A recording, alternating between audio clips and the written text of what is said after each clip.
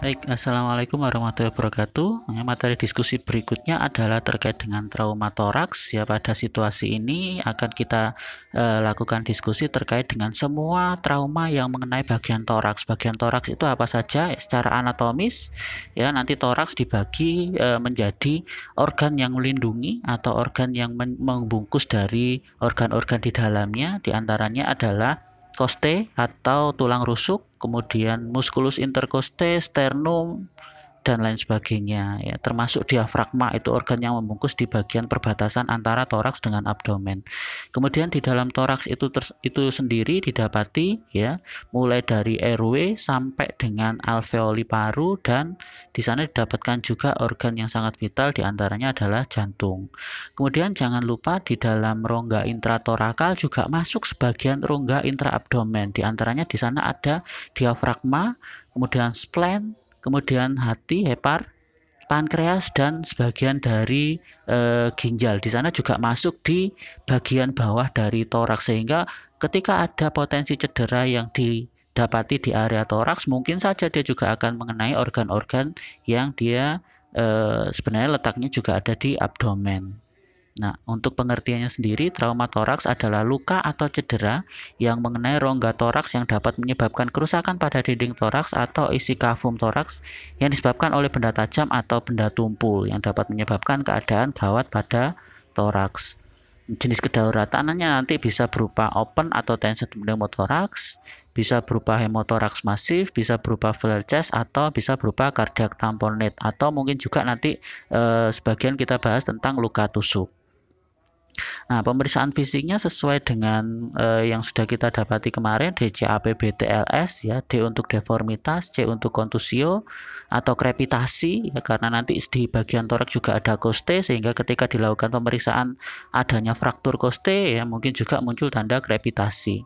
Kemudian A untuk abrasio, P untuk adanya penetration atau luka tusuk atau luka tembus, atau mungkin saja ada paradoxical movement. Paradoxical movement itu gerakan yang paradoks dari apa yang nanti kita dapatkan di dada. Misalkan kita ingin mendapati gerakan nafas ya, sehingga ketika bernafas yang seharusnya dada itu cembung ya, menjadi cekung, itu dinamakan paradoxical movement. Kemudian B untuk burn atau luka bakar, T untuk tenderness, L untuk laceration, dan S untuk swelling.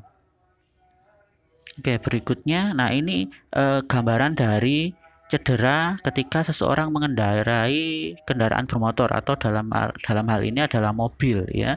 Jadi ketika terjadi kecelakaan atau terjadi trauma ya, steering wheel injury, atau dia menabrak bagian dari setir kendaraan bermotor, yang kita dapati ya, pasti akan ada tenaga yang mendorong badannya ya, dari belakang ke depan secara cepat. Nah, ketika di depan sudah mentok dengan setir ya, itu yang baru kemudian didapati adanya gambaran trauma. Trauma apa saja yang mungkin terjadi ya? Yang pertama adalah soft tissue neck injury ya. Jadi jaringan lunak yang ada di bagian leher terutama adalah yang sering kita kritisi terkait dengan cedera pada C3 sampai dengan C7 ya, atau cervical ketiga ya. Jadi tulang cervical itu jumlahnya ada 7 di bagian C3 atau cervical ketiga sampai dengan cervical ke-7. Itu yang perlu kita lakukan kewaspadaan adalah adanya cedera di nervus phrenicus, sehingga kalau cedera di nervus phrenicus otomatis kontrol terhadap pernafasannya akan hilang atau menurun. Kemudian bisa berupa juga laring and tracheal injury ya, atau fraktur sternum ya. Jadi meskipun sternum itu bagian dari tulang rawan atau tulang lunak, dia juga berpotensi mengalami fraktur. Kemudian untuk di di dada bisa berupa chest injury ya. Chest injury berupa pneumotoraks atau hemotoraks atau flare chest ya. Ini semua yang berpotensi merusak sistem pernafasan atau merusak paru-paru ya. Kemudian untuk di jantung bisa juga terjadi myocardial contusion atau pericardial tamponade ya. Nah, steering wheel injuries ini juga dapat menyebabkan intraabdominal injury, diantaranya adalah ruptur spleen atau hepar ya. Kemudian bisa juga ruptur bowel karena letaknya mungkin dia juga berpotensi terkena dorongan dari kemudi atau dari setir. Oke, kemudian ada kategori pasien-pasien yang tidak bisa diselamatkan ya. Pada pasien yang tidak bisa diselamatkan ini diantaranya adalah ya dari jurnal-jurnal dikatakan pada pasien yang mengalami traumatic cardiopulmonary arrest ya. Jadi pasien henti jantung yang penyebabnya adalah karena trauma, ini survivalnya sangat jarang ya. Untuk pasien yang cardiopulmonary arrest saja yang tanpa trauma itu survivalnya sudah sangat rendah, sehingga kalau dia ditambah dengan adanya trauma ya, survivalnya justru lebih rendah lagi. Nah, untuk pasien yang bisa ya dilakukan resusitasi diantaranya adalah pada pasien yang dia kemungkinan untuk ditemukan oleh emergency medical services atau petugas ambulan itu lebih tinggi ya. Di sini dikatakan jangan mencoba resusitasi kecuali kemungkinan bertahan hidup pasien itu memungkinkan ya.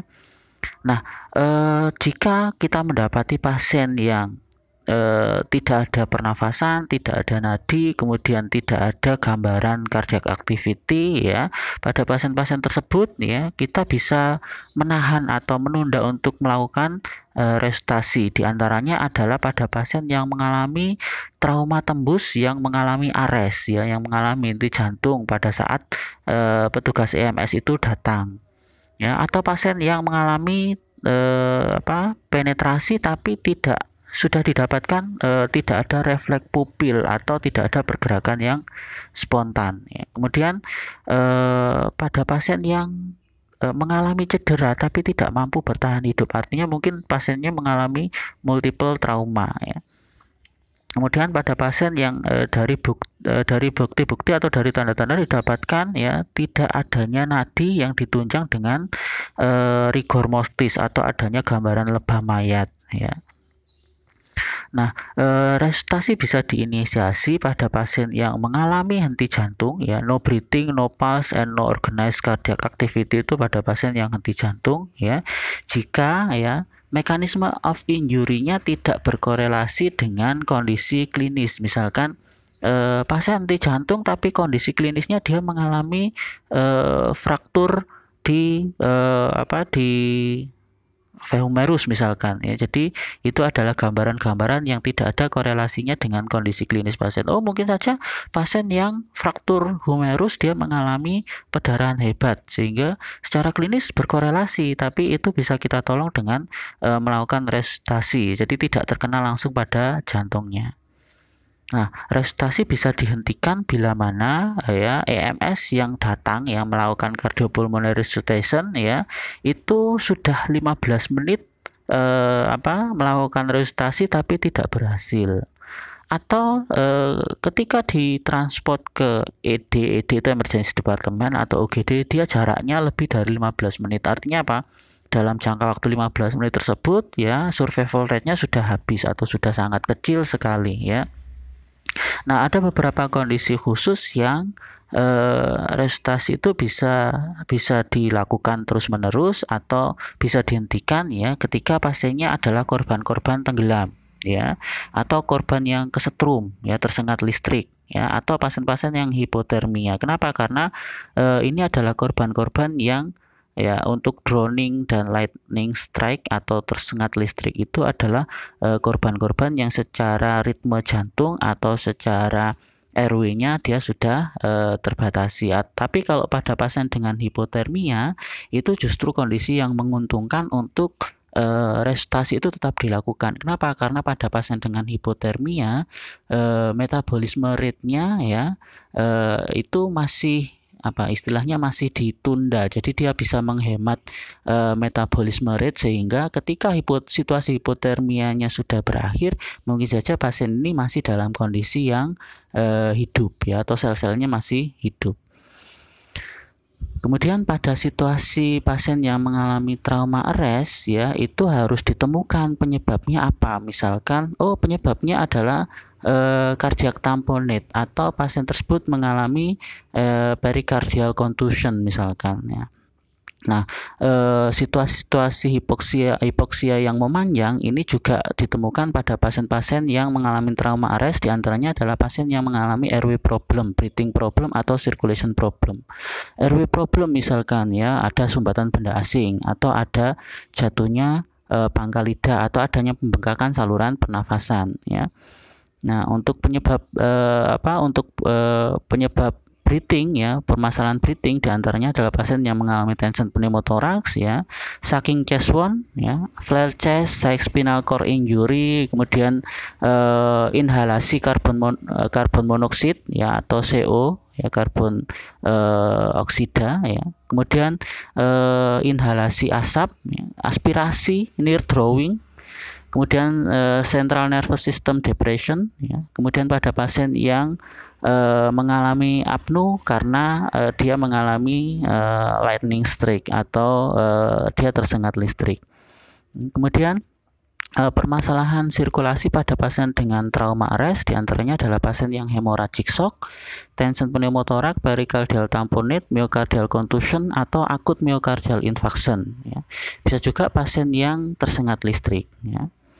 Kemudian pada pasien dengan trauma cardiac arrest, bagian besar korban itu usianya adalah usia-usia produktif. Kenapa? Karena aktivitasnya sangat tinggi sehingga potensi untuk kejadian cederanya juga cukup tinggi. Kemudian didapati tidak ada permasalahan pada jantung sebelumnya ya. Kemudian synthesize up is essential. Jadi pemeriksaan pada situasi awal itu sangat penting. Kenapa? Karena kita bisa melakukan perekaman atau pencatatan yang mendetail ya. Nah, pada pasien dengan cardiac arrest ini ya, cairan yang diizinkan adalah sekitar 2 sampai dengan 4 liter normal salin dengan pemberian infusnya cepat ya. Nah, ini kondisi gawat yang pertama ya, pneumothoraks terbuka ya, diantaranya adalah gambarnya begini. Jadi pada pasien yang mengalami pneumothoraks terbuka itu ya, jadi sebelumnya pneumothoraks atau hemothoraks yaitu adalah adanya massa atau adalah adanya volume di rongga pleura. Rongga pleura itu terbagi menjadi 2 yang memisahkan antara dinding dada dengan alveoli supaya dinding dada dengan alveoli tidak terjadi gesekan. Nah, ruang tersebut ya normalnya itu tekanannya hanya 10 sampai dengan 20 mm H2O, tapi pada kondisi-kondisi tertentu tekanannya meningkat karena adanya, kalau gambaran pneumothoraks berarti di sana ada lubang ya, lubang yang terjadi antara pleura yang menempel pada dinding dada dengan pleura yang menempel pada alveoli. Jadi lubangnya 2 ya. Sehingga ketika lubangnya terjadi dalam 2 area tersebut ya, ketika inspirasi udara dari luar akan masuk ke rongga pleura, sedangkan ketika masuk ke rongga pleura dia akan mendesak alveoli sebelum dia keluar melalui lubang pada pleura yang menempel pada alveoli. Hingga pada saat inspirasi udara akan masuk dari luar ya, dari luka yang terjadi di dinding dada sebelah luar, kemudian masuk dan dia mendesak ruang interpleura yang ada ya, sehingga ketika dia inspirasi ya, rongga interpleuranya akan mendesak, kemudian ketika ekspirasi udara akan mencoba masuk ke lubang yang ada di pleura yang menempel pada alveoli ya. Kemudian ketika ekspirasi juga sama prosesnya, hanya saja kemungkinan ketika terjadi ekspirasi yang keluar itu lebih sedikit daripada yang masuk ketika inspirasi ya. Nah, defek atau luka yang besar pada dinding dada yang terbuka menyebabkan pneumothoraks terbuka. Artinya 2 pintu, ada 2 pintu ya. Jika defek pada dinding dada mendekati 2/3 dari diameter trachea, maka udara akan cenderung mengalir melalui defek karena mempunyai tahanan yang kurang atau lebih kecil dibandingkan dengan trachea ya. Nah, penatasan pada pasien dengan pneumothoraks terbuka ini diantaranya adalah pastikan jalan nafas terbuka, ya, airway-nya tetap terbuka, ya, pasiennya sadar penuh, lidahnya tidak jatuh, ya, tidak ada cairan yang menyumbat. Kemudian berikan oksigen aliran tinggi, ya, tutup luka hanya dengan 3 sisi, nanti ada gambarnya. Ya. Kemudian transport segera, pasang infus dalam perjalanan ke rumah sakit, monitor dan laporkan kepada EMS. Nah ini yang dimaksudkan tutup luka dengan plester 3 sisi. Ya. Jadi harapannya ketika inspirasi ya on inspirasi dressing sales wound. Jadi ketika inspirasi ya dressing atau balutan dia mengunci atau dia menimbulkan seals. Seals itu apa? Seals itu semacam rekatan ya, sehingga dia mencegah untuk masuknya udara ya, preventing air entry ya. Kemudian ketika ekspirasi ya udara yang keluar melalui dinding dada tadi dia mendorong dressingnya sehingga udara bisa keluar. Ya, ini kemudian, nah berikutnya adalah tension pneumotoraks. Untuk tension pneumotoraks ini ya, kalau tadi defeknya atau lubangnya hanya satu, lubangnya dua. Kalau sekarang tension pneumotoraks itu lubangnya satu, ya. Ini bisa terjadi karena ya misalkan lukanya hanya terjadi di bagian dalam saja ya, atau di bagian pleura yang menempel pada alveoli saja ya. Kemudian tanda dan gejalanya ya, yang pertama adalah adanya distensi vena jugularis ya. Jadi nanti dilakukan pemeriksaan fisik ya, ada peningkatan vena jugularis ya kurang lebih 2 sampai dengan 5 cm. Kemudian pasiennya mengalami apprehension atau agitation ya. Jadi dia gaduh gelisah ya. Kemudian dia sianosisnya meningkat karena begini, kalau di tension pneumotoraks ini ya, jadi berkembang ketika terjadi one way valve atau fenomena satu katup atau fenomena ventil. Jadi udara yang masuk ke rongga pleura itu tidak dapat keluar lagi, sehingga ketika setiap kali inspirasi dan ekspirasi udaranya akan terperangkap di rongga pleura. Semakin lama semakin meninggi seiring dengan inspirasi dan ekspirasi pasien ya.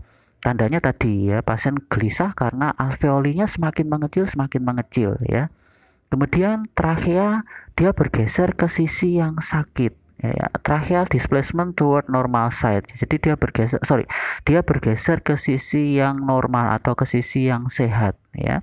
Kemudian dia bisa juga mengalami subcutaneous emphysema. Jadi karena tingginya tekanan udara yang ada di rongga pleura, dia akan difusi ke ruang-ruang subkutan, sehingga kalau sudah terjadi subcutaneous emphysema ya, begitu dadanya kita raba ya akan bunyi kres-kres, itu artinya di subkutan area dadanya ada udara.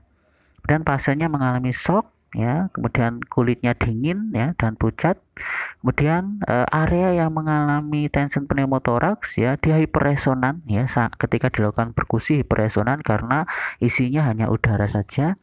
Kemudian suara nafasnya menurun atau bahkan hilang ya. Ya, untuk penata laksanaannya pastikan jalan nafas terbuka, beri oksigen aliran tinggi, kemudian dekompresi dengan jarum ya. Kemudian berikutnya sama ya. Nah ini yang kita lakukan untuk dekompresinya ya, kita menusukkan jarum dengan ukuran yang besar ya di antara koste ke-5 dengan koste yang ke-6 ya, mid axillary line ya. Jadi mid itu tengah, axilla itu ketiak, line itu ya garis ya, garis tengah ketiak ya.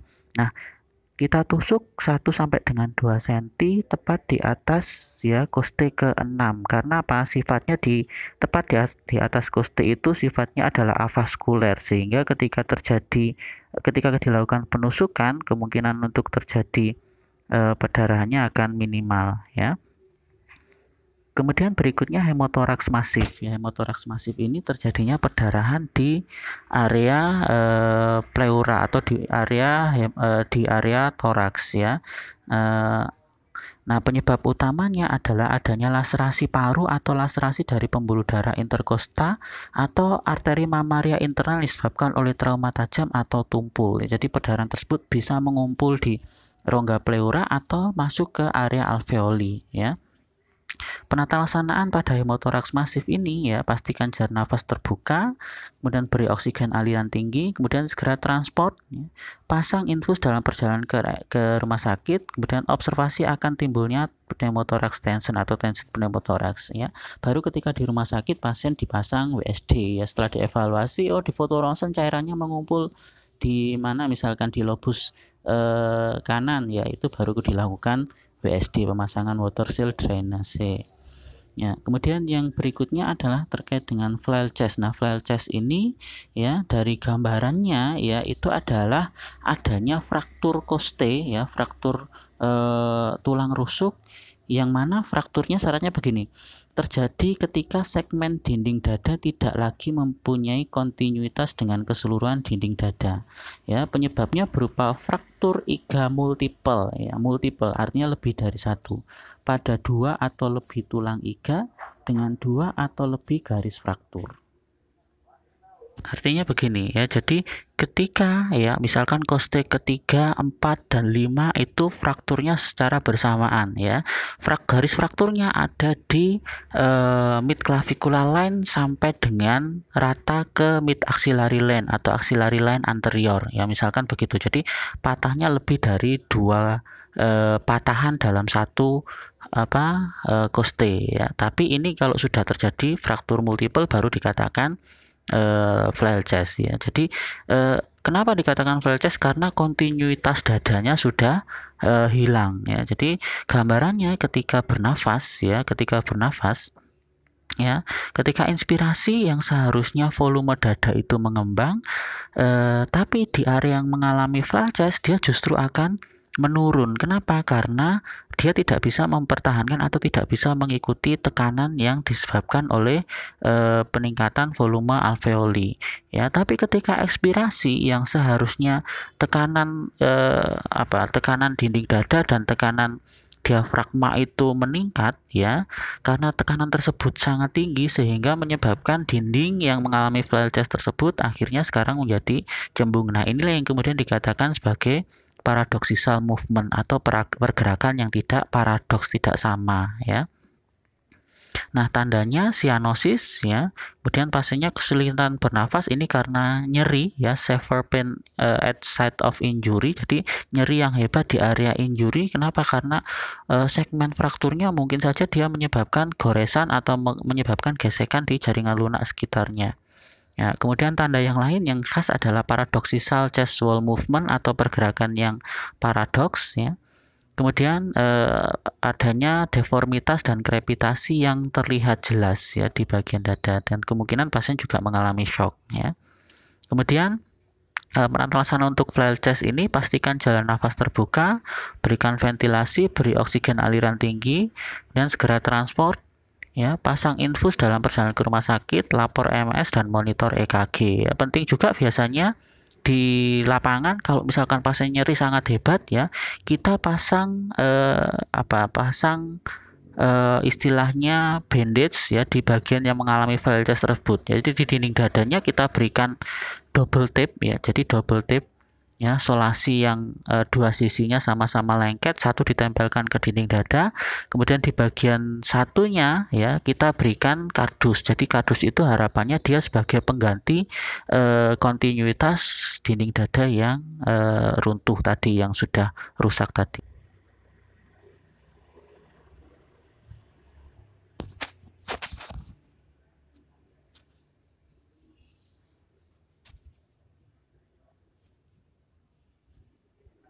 Oke, untuk berikutnya adalah luka tusuk ya. Jadi pada situasi luka tusuk ini yang harus kita lakukan adalah kita harus menstabilisasi luka pada area yang mengalami penetrasi supaya objek yang menancap tadi tidak mengeksplorasi, tidak bergerak-gerak, sehingga kerusakan yang di bagian dalamnya akan lebih luas, dan bisa juga kita perlakukan objek yang menancap tadi sebagai tampon ya. Kemudian pastikan jalan nafas terbuka ya, beri oksigen aliran tinggi dan stabilisasi objek yang jangan dicabut ya. Kemudian rujuk segera pasang infus dalam perjalanan ke rumah sakit, laporkan ke EMS, monitor observasi timbulnya pneumotoraks tension ya. Kemudian ini endingnya. Jadi trauma toraks sering terjadi dan mengancam jiwa. Tujuan utama merawat penderita dengan trauma toraks adalah menjaga patensi airway, kemudian melindungi C-spine, kemudian memberikan O2 konsentrasi tinggi, kemudian melakukan dekompresi dada kalau perlu tadi dengan jarum ukuran besar di koste ke-56, ya, kemudian pemberian cairan intravena dan monitor jantung. Oke, sekian untuk tema trauma toraks kali ini. Bila mana ada diskusi kita lakukan di media yang lain. Terima kasih. Assalamualaikum warahmatullahi wabarakatuh.